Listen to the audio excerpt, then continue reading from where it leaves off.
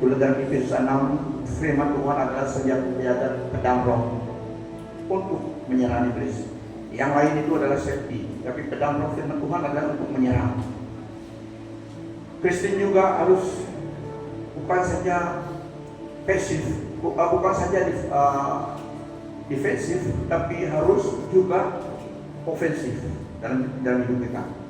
Ya, selagi kita di dunia ini memang demikian kita operate. Bukan saja defensif, kita defend kebenaran, tapi kita juga bertindak. Firman mengatakan, we are the army of God. Kamu adalah tubuh Kristus yang memberi kita senjata Allah, perlengkapan senjata Allah, untuk kita dapat melakukan execute komando Tuhan di dunia ini. Itu introduksinya. Daripada Paulus yang dipenjarakan, persaudaraan dalam Kristus, yaitu tentang Onesimus dan Filemon. Nah, saudara-saudari, pada masa itu ada sistem yang manusia buat, sistem slavery.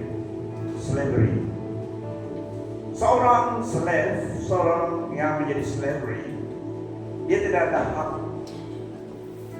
Tuannya yang memiliki hak atas dia. Itu sistem slavery pada masa ini. Apa yang tuannya suruh, itu saja yang slave itu. Seperti lebih daripada hamba. Kalau dalam bahasa Greek, doulos, lebih daripada hamba, slave, tidak ada hak. Jadi slave juga dibeli. Kalau kamu membeli slave untuk kamu 2, 3, mereka itu hamba, ya. Dan dalam kisah ini Paulus menulis surat kepada Filemon tentang Onesimus yang adalah hamba, slave Filemon dulu. Kita akan baca. So, tajuk khotbah kita adalah persaudaraan dalam Kristus, ataupun a slave to brothers. Daripada Paulus yang dipenjarakan karena Kristus Yesus, dan daripada saudara kita Timotius kepada Filemon, sahabat kami dan teman sekerja yang dikasihi, kepada saudari kita Apphia, dan kepada rakan seperjuangan kita Archippus, serta kepada jemaah yang berhimpun di rumahmu. Semoga Allah Bapa kita dan Tuhan Yesus Kristus menganugerahimu kasih kurnia dan damai sejahtera. Saudaraku Filemon, aku sentiasa bersyukur kepada Allahku dan menyebut namamu dalam doaku, karena aku mendengar tentang imanmu kepada Tuhan Yesus dan kasihmu terhadap semua orang kudus ataupun orang saleh. Aku berdoa semoga persaudaraan kita sebagai orang yang beriman kepada Kristus akan membawa pengertian yang lebih mendalam tentang segala yang baik yang kita miliki dalam Kristus. Saudaraku Filemon, kasihmu sungguh menggembirakan dan menggalakkan hatiku, karena kamu telah menyegarkan hati sekalian orang saleh. Oleh itu, aku mempunyai kebebasan dalam Kristus untuk memerintahkan kamu membuat sesuatu yang harus dilakukan. Namun demikian, karena aku mengasihimu, aku hanya meminta kamu membuatnya. Aku Paulus, seorang yang sudah tua dan kini dipenjarakan karena Kristus Yesus.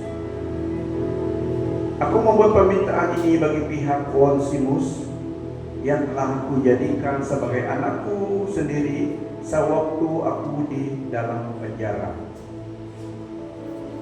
Dahulu dia tidak berguna bagimu, tetapi sekarang dia berguna bukan saja bagimu, malah juga bagiku. aku menghantar kembali kepadamu Onesimus yang amat kukasihi.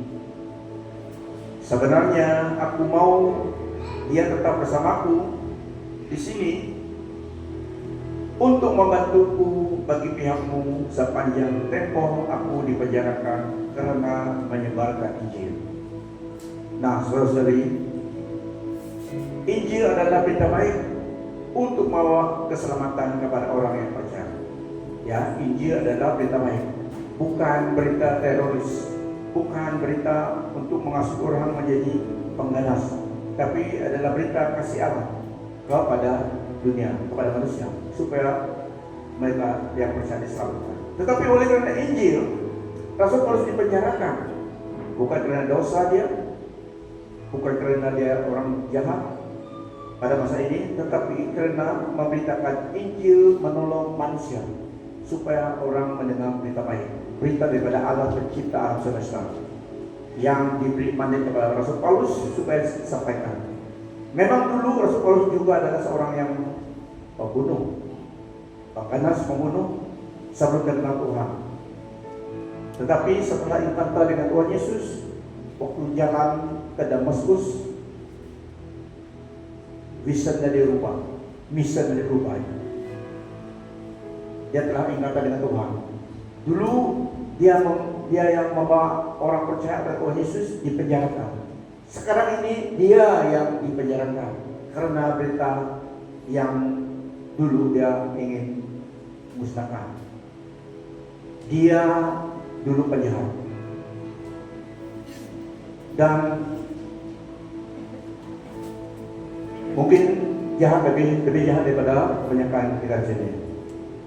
Dulu dia ada power dan menghancur, mempenjarakan orang Kristen sebelum dia ingatan dengan Tuhan. So pada saat ini dia telah ingatan dengan Tuhan. Dia yang membawa berita baik itu kepada orang di tempat mana-mana Roh Kudus pimpin dia. Dan pada masa ini dia juga memberikan berita baik, Injil, supaya orang diselamatkan jiwanya. Tetapi oleh karena pemberitaan Injil, dia dipenjarakan. Kalau kamu dipenjarakan karena Injil, it's okay. Jangan dipenjarakan karena perbuatan yang jahat. Yang sepatutnya memang kamu dipenjara. Itu tidak memuliakan Tuhan. Tapi kalau dipenjarakan karena Injil, kalau diizinkan Tuhan, Tuhan juga menolong kamu. Tapi semua kita sini tidak dipenjarakan ya. So kita masih dapat menyebarkan berita baik kepada orang lain di sekitar kita, mendorong mereka datang kepada Tuhan. Rasul Paulus menulis surat ini kepada Filemon. Seterusnya, namun demikian, aku tidak mau memaksa kamu membantuku. Biarlah bantuan itu kamu hulurkan dengan rela hati. Oleh itu, aku tidak mau berbuat apa-apa tanpa persetujuanmu. Mungkin Onesimus meninggalkanmu untuk sementara waktu supaya kamu mendapatnya kembali untuk selama-lamanya. Kini dia bukan hanya seorang hamba, dia saudara yang dikasihi. Dia amat berarti bagiku dan tentulah lebih berarti bagimu, baik sebagai hamba maupun sebagai saudara dalam Tuhan. Oleh itu, sekiranya kamu menganggapku sebagai rakan sekerja, sambutlah dia kembali seperti kamu menyambutku. Jika ada kesalahannya atau hutangnya kepadamu, biarlah aku yang menanggungnya. Lihatlah kata-kata yang berikut kuterangkan dengan tulisanku sendiri. Aku Paulus akan menyelesaikan segala-galanya. Aku tidak perlu mengingatkan kamu bahwa kamu berhutang kepadaku dirimu sendiri. Saudaraku, semoga aku mendapat pertolonganmu dalam Tuhan. Segarkanlah hatiku dalam Kristus. Ketika menulis surat ini, aku yakin bahwa kamu akan menunaikan permintaanku. Malah sebenarnya aku tahu bahwa lebih daripada yang ku minta itu pun akan kamu lakukan. Sementara itu, sediakanlah bilik untukku di rumahmu, karena aku berharap Allah akan mengabulkan doa kamu semua. Semoga aku kembali padamu. Epafras yang dipenjarakan bersamaku karena Kristus Yesus berkirim salam kepadamu. Juga sambutlah salam rekan-rekan seperjuanganku, Markus, Aristarkus, Demas, dan Lukas. Semoga kasih karunia Tuhan Yesus Kristus menyertai roh kamu semua. Nah, saudari, surat Rasul Paulus kepada Filemon adalah satu bab saja, dan satu bab ini fokus kepada reconciliation and forgiveness, fokus kepada pendamaian dan pengampunan, tentang runaway slave bernama Onesimus. Yang menulis surat ini kepada Filemon, fokusnya satu saja, untuk pendamaian, reconciliation dengan Onesimus dan pengampunan. Karena Onesimus pada suatu ketika adalah hamba Filemon, tapi dia lari. Dia lari tidak tahu, mungkin dia tahan, ataupun dia curi duit, ataupun dia curi ayam. Filemon tidak tahu, tapi dia lari. Runaway slave, lari dia. Ini sebelum dia kenal Tuhan. Onesimus. Jadi juga yang menulis ini kepada Filemon, appeal kepada dia, merayu kepada dia. Filemon adalah seorang leader di dalam gereja kelompok yang di Kolose, yang membuat ibadah di rumahnya, yang host ibadah itu Filemon. Yang menulis surat kepada dia supaya welcome menerima kembali Onesimus, bukan back as a slave, tetapi sebagai saudara dalam Kristus. Bukan menerima dan kembali menjadi hamba lagi, tetapi lebih daripada hamba, seorang saudara dalam Kristus. Karena Onesimus telah ingkanta dengan Tuhan. Waktu dalam penginjilan Rasul Paulus, dia injili Onesimus mendengar kebenaran dan menerima Yesus sebagai Tuhan dan Selamat. Bahkan dia terus melayani Tuhan melayani Rasul Paulus waktu Rasul Paulus dari Merah. So Rasul Paulus sangat sayang kepada dia, tapi Onesimus adalah milik Filemon. Jadi itulah dia tulis surat kepada dia, minta kebenaran, sehingga juga minta appeal rayuan kepada dia supaya dia mengampuni Onesimus, dan lebih lagi menerima dia kembali seperti menerima saya sendiri, kata Rasul Paulus. Karena Filemon juga kawan dengan Rasul Paulus. Bahkan Filemon berhutang budi dirinya kepada Rasul Paulus, kata Rasul Paulus. Jadi Rasul Paulus mengajukan permohonan appealnya supaya Filemon mengampuni Onesimus dan menerimanya kembali seperti saudara. Ya.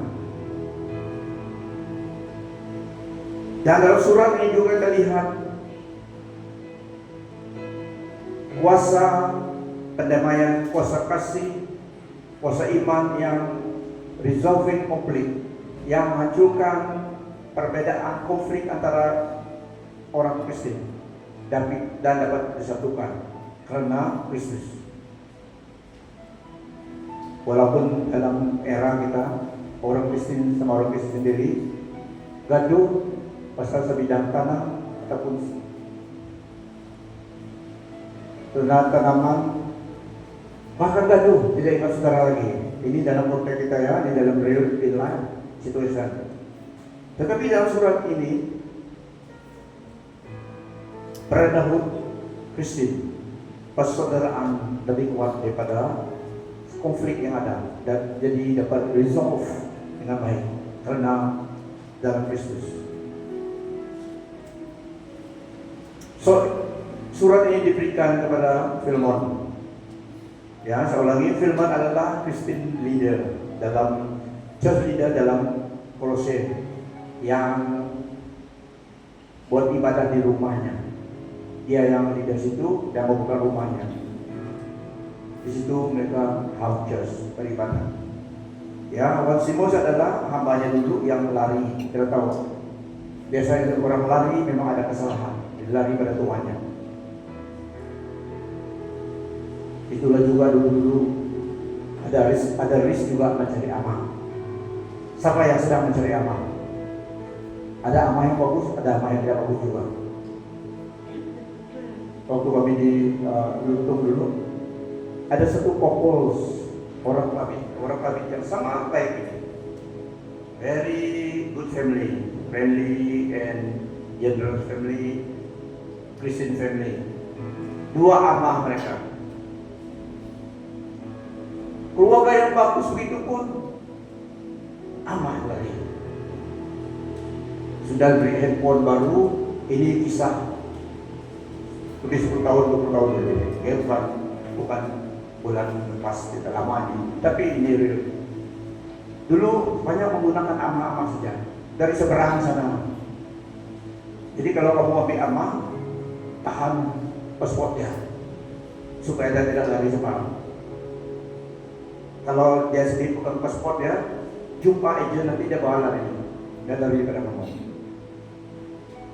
Keluarga ini beri handphone baru, sudah beri terima awal. Tapi dulu jangan guna handphone juga, message kawan datang ambil waktu malam. Kalau bangun pagi tidak ada amah lagi. Keluar daripada jendela, pintu kawan dia tahu mana lagi. Sudah menerima handphone baru, belum ada Apple pas itu, belum ada Apple, mungkin Nokia ataupun jenis lain. Smartphone juga sudah terima. Cari amah tidak ada amah. Saya bilang kalau keluarga, kalau amah daripada keluarga yang bagus ini pada lari. Apalagi kalau amah dan keluarga yang marah, tidak lama lari. So, Onesimus lari karena ada kesalahan lah. Hamba film dia lari. Tapi waktu dia lari ini dia belum menjadi orang Kristen. Dia bangsa asing. Tapi kita lihat perjalanan dalam surat ini karena persaudaraan dalam Kristus. Setelah setelah Onesimus datang kepada Tuhan, Rasul Paulus menulis surat kepada Filemon menerima dia kembali sebagai saudara. So betapa kuatnya pengampunan dalam persaudaraan Kristen, kasih dan anugerah Tuhan. The act of forgiveness is rooted in the grace and love that Christian receive from God. Karena hati seseorang dirubah oleh Tuhan, menerima belas kasihan, anugerah kasih Tuhan, so dapat mengampuni kesalahan orang lain. Bahkan orang lain pun menjadi saudaranya dan dapat menerimanya, accept him as a brother sudah. So ada kedamaian dan pengampunan dalam surat ini. Fokus kepada pendamaian antara Onesimus dan Filemon dan pengampunan. Itulah Tuhan mengajar kita untuk mengampuni sesama kita, bahkan mengampuni musuh kita. Seseorang Kristen itu dapat mengampuni orang yang bukan musuh dan juga tidak mendendam kepada orang lain karena kasih Allah telah diletakkan dalam hati kita oleh Roh Kudus. Kita tahu kita memiliki higher life daripada orang yang tidak kenal Tuhan. Tujuan yang lebih luhur daripada orang dunia yang tidak kenal Tuhan. So, brotherhood, Christian brotherhood. Paul highlight the bond of love and fellowship that unites all believers, regardless of their social status. Kasih dan fellowship orang percaya menyatukan. Persaudaraan, persekutuan, kasih dan persekutuan orang percaya menyatukan, dapat menyatukan, regardless, tanpa mengira perbedaan. Seperti Onesimus ini adalah hamba, Filemon adalah tuannya, tetapi oleh karena dalam Kristus disatukan. Begitu juga dalam Galatia 3 ayat 26 sampai 29. Tidak ada Greek, tidak ada Yahudi, tidak ada bangsa lain, bahkan tidak ada jantina. Yang penting, yang di-highlightkan, yang lebih fokus adalah Kristus, dalam Kristus. Galatia 3, 26 sampai 29. Sebab kamu semua adalah anak-anak Allah karena iman di dalam Yesus Kristus. Amen. Karena kamu semua yang dibaptis dalam Kristus telah mengenakan Kristus. Dalam hal ini tidak ada orang Yahudi atau orang Yunani, Tidak ada hamba atau orang merdeka. Tidak ada laki-laki atau perempuan. Karena kamu semua adalah satu di dalam Kristus Yesus. Itu kuasa kesatuan, persaudaraan, satu identity di dalam Yesus. Bahkan tidak dikenakan jantina bangsa, tetapi dalam Kristus itu yang penting. Tidak ada hamba, semuanya yang mengenakan Kristus disatukan sama derajat, sama statusnya di hadapan Tuhan dalam Yesus. So tidak berdasarkan status atau jantina atau bangsa, tetapi yang penting dan hanya yang makna dan nilainya adalah milik Kristus. Jika seseorang itu milik Kristus, itu yang carry weight di hadapan Tuhan. Dan jika kamu adalah milik Kristus, maka kamu juga adalah keturunan Abraham dan berhak menerima janji Allah. Dalam firman Tuhan kita adalah anak-anak Allah dan kita adalah keturunan Abraham dalam Yesus Kristus. Ini adalah kebenaran yang menyatakan kebenaran. Mungkin agama, religion conveys different message, tetapi ini firman Tuhan. Jika kamu adalah milik Kristus, maka kamu juga adalah keturunan Abraham dan berhak menerima janji Allah. Karena janji Allah diberikan kepada Abraham, bapa leluhur kita. Ya, so di dalam dia kita akses kepada janji itu. In spite of status kita di dunia ini, yang carry weight adalah dalam Kristus.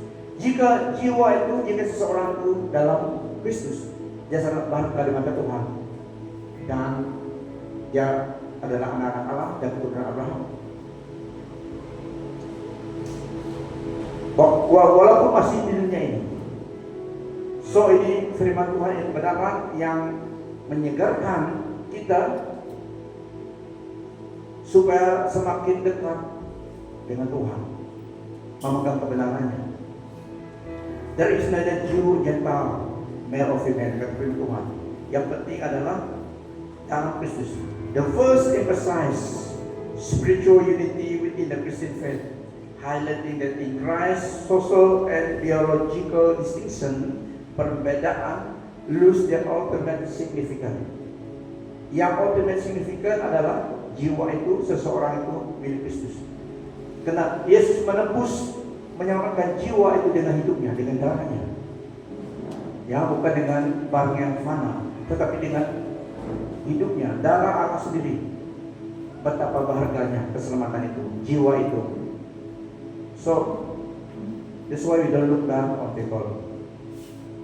Ya, kita diberi ajaran nilai seseorang itu adalah dalam Yesus Kristus. Betapa glamorous dia kalau di ini, kalau dia di luar Tuhan, it will pass us by. His life is fading. Yang penting hidup seseorang itu dirubah oleh Tuhan. So hidupnya sekarang ini milik Yesus. Miliknya Tuhan, Tuhan yang menjaga. All the sheep, Tuhan yang menjaga hidup itu. Selagi hidup itu di luar Tuhan, bukan ownership-nya bukan Tuhan. Karena manusia ada pilihan, bebas memilih. So waktu jiwa itu milik Tuhan, Tuhan yang menjaga kepunyaannya. Amen. Dia menjaga kepunyaannya. Kita kepunyaan Tuhan, dia menjaga hidup kita. As long kita dunia ini, dia memelihara, memperhatikan hidup kita. Garantinya adalah hidupnya sendiri dan firman-Nya.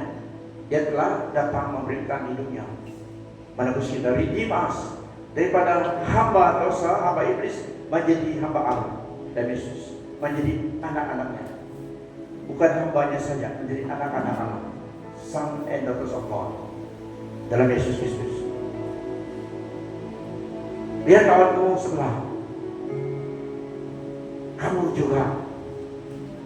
Bapak Abraham has many sons has Father Abraham. I am one of them, and so are you. So let's just praise the Lord. Itu kebenaran lagu-lagu firman Tuhan. Dan Yesus kita adalah milik Kristus, kita adalah anak keturunan Abraham. Kalau orang tanya, siapa nama gantungmu? Kalau kamu tidak tahu, Abraham. Ya. Tapi yang maksud itu adalah berdasarkan firman Tuhan. Siapa nama bapak leluhurmu, gantungmu? Abraham.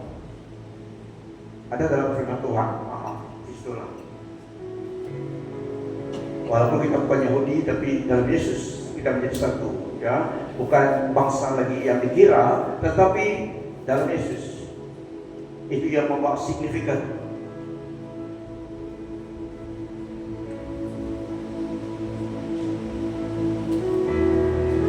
Seterusnya dalam surat ini adalah tentang grace and love, kasih karunia dan kasih. Surat ini demonstrate practical application tentang anugerah Allah dan kasih Allah in a real life situation. Filemon dapat mengampuni Onesimus, menerimanya karena persaudaraannya dengan Paulus dan karena Onesimus telah menjadi saudara dalam Kristus. Jika ada berhutang, saya akan tuntutlah dari saya, kata Paulus. Saya akan bayar semuanya, lunas semuanya. Tapi ingat juga, you owe me your own self. Dia bilang. Dia tahu pasti Filemon kuat. Dia pasti akan menerima pesan Paulus ataupun rayuan Paulus berdasarkan kasih. Itulah satu kekuatan ikatan persaudaraan dalam Kristus, ya. So, kasih karunia dan kasih Allah dinyatakan in a real life Christian fellowship, persaudaraan.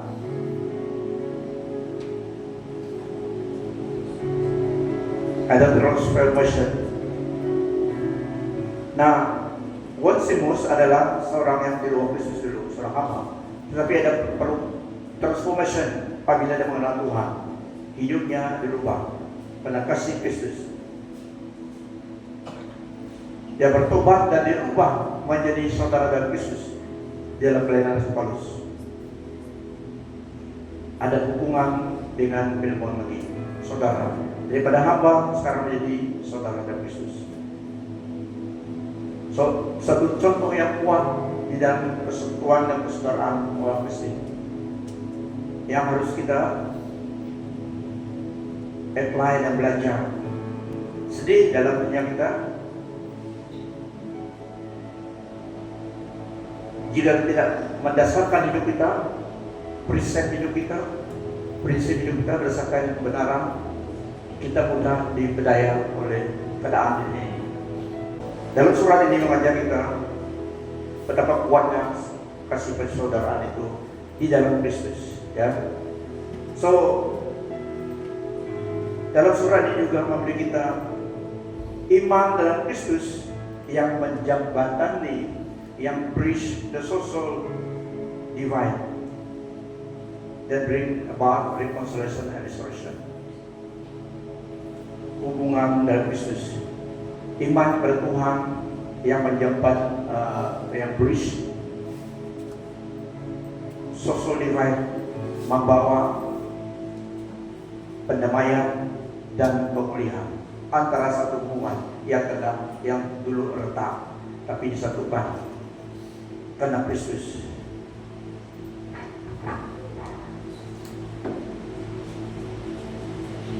Itulah sekarang ini tidak ada sistem slavery yang diamalkan lagi. Dulu memang ada, di the ancient world ada. Dibeli, slave kamu menjadi hambamu. Ada yang membawa manusia jual. Waktu masa Yusuf, dia juga dijual. Tapi dalam semuanya rencana Allah. Melalui itu dia harus sampai ke Egypt. Tapi sekarang ini tidak dipakai sistem slavery lagi. Nah, juga penerapan yang kedua dalam Kristus itu sangat penting, yang membawa ultimate signifikan dalam hidup seseorang. Makna dan nilai kehidupan seseorang itu sangat berharga waktu dia di dalam Yesus. Dilahirkan kembali menjadi ciptaan baru. Semua manusia yang akan pergi surga melalui Yesus harus menjadi ciptaan baru melalui Yesus. The old nature, ciptaan lama harus pergi. ciptaan baru saja yang diterima oleh Tuhan. Dan Tuhan mau kita tinggal di dalam Dia. Abide in Christ. Dan dalam firman Tuhan juga tidak ada penghukuman lagi bagi kita yang diam dalam Yesus. There is no longer condemnation. Karena kita menjadi anak-anak Allah dalam Yesus Kristus. Dalam Roma 8, tapi saya ulangi dalam Galatia 3:26 tadi. Sebab kamu semua adalah anak-anak Allah. Firman Tuhan adalah kehendaknya. Jadi Dia yang kategorikan orang di dalam Yesus. Dia yang label kita, memberi kita identity ini. Sebab kamu semua adalah anak-anak Allah karena iman dalam Yesus Kristus. Dan Roma 8 ayat 1-2. Demikianlah sekarang tidak ada penghukuman bagi mereka yang ada di dalam Kristus Yesus. Roh yang memberi hidup telah memerdekakan kamu dalam Kristus dari hukum dosa dan hukum maut. Wow. Jadi dalam Yesus kita telah dimerdekakan dalam Yesus oleh Roh Kudus, Roh Kristus, Roh Allah. Diberi hidup dan memerdekakan kita dalam Kristus dari hukuman dosa dan maut. Itulah kita memiliki hidup yang kekal, ya. So sistem slavery tidak ada lagi di dalam Kristendom. Tidak tahu di menyeluruh dunia, tapi tidak dibenarkan lagi, ya, tidak diabolish. Nah, saudara-saudari, di mata Allah dan Tuhan, persaudaraan dalam Kristus itu jauh lebih kuat daripada keadaan. Persaudaraan di mata Allah dan Tuhan, persaudaraan dalam Kristus itu jauh lebih kuat daripada keadaan. Di mata Allah dan Tuhan kita, persaudaraan dalam Kristus itu jauh lebih kuat dan driving daripada sistem yang manusia regakan. Onesimus diterima kembali ke dalam keluarga Filemon. Bukan lagi status slave, tetapi sebagai saudara. Ya, so ini surat Paulus kepada Filemon. Dia respon dengan kasih, menerima Onesimus sebagai saudara. Disatukan dalam roh, karena Onesimus telah menerima Yesus sebagai Tuhan dan Selamat. So disatukan sebagai saudara-saudari dalam Tuhan. Dia terima dia kembali ke dalam keluarganya, lebih daripada hamba lagi, tetapi sebagai saudara, ahli keluarga.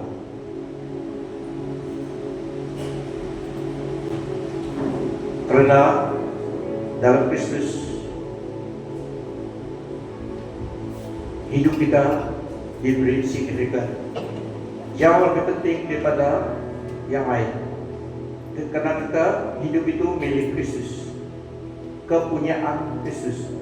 Itulah yang menyatukan, itu yang membawa signifikannya. Hidup itu, jiwa itu milik Kristus, kepunyaan Kristus. So Onesimus dulu di luar Kristus, sekarang kepunyaan Kristus, sama dengan Rasul Paulus dan Filemon. Mereka disatukan. So dalam surat Filemon ini, Paulus memberi satu contoh yang seharusnya hubungan di dalam kalangan orang Kristen, saudara-saudari dan Tuhan. Ini yang kehendak Tuhan.